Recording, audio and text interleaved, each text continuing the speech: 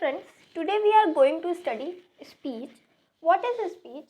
Speech is ability to speak. मतलब कि हम कैसे किसी से अपनी बातों को बोलते हैं. When someone speaks, there are two types of reporting: direct speech, indirect speech. मतलब हम जब किसी से कुछ बोलते हैं तो हमारे बोलने के तरीके दो तरह के हो सकते हैं. एक तो डायरेक्ट स्पीच, जब हम किसी से अपनी बात डायरेक्टली बोलें प्रत्यक्ष रूप से, और दूसरा इनडायरेक्ट स्पीच, जब हम किसी से अपनी बात अप्रत्यक्ष रूप से बोलें. ठीक है, ये सेंटेंस देखेंगे हम. How are you feeling today, Sam asked Riya. और सेकंड सेंटेंस है हमारा, Sam asked Riya how he was feeling that day.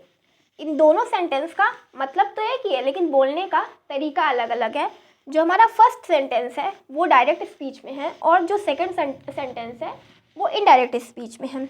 Sentence 1 is reported in the exact way in which the words are spoken, which is called direct speech.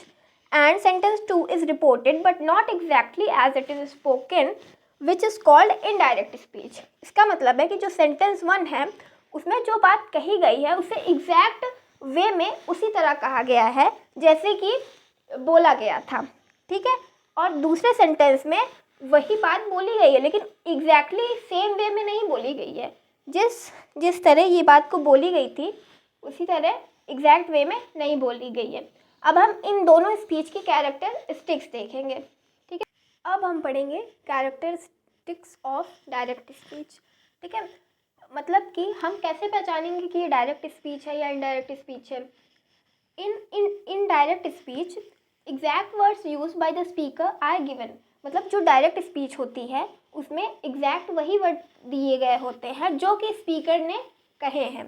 The actual words of the speaker are put within inverted commas.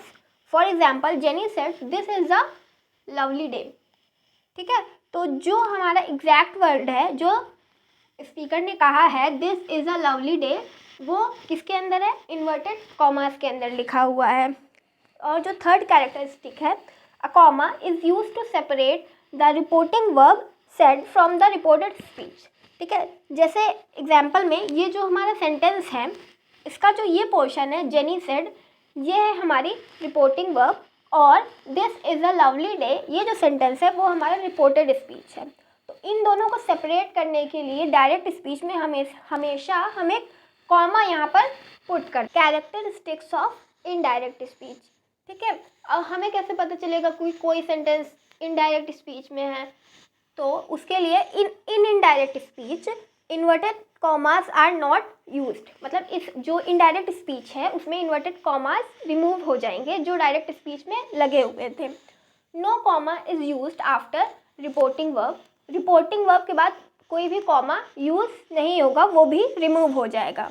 The reporting verb said और said to changes into said और told, asked और inquired etcetera. मतलब according to sentence, जैसे हमारा sentence बोल रहा होगा जिस अकॉर्डिंग, उसके अकॉर्डिंग चेंज हो जाएगा.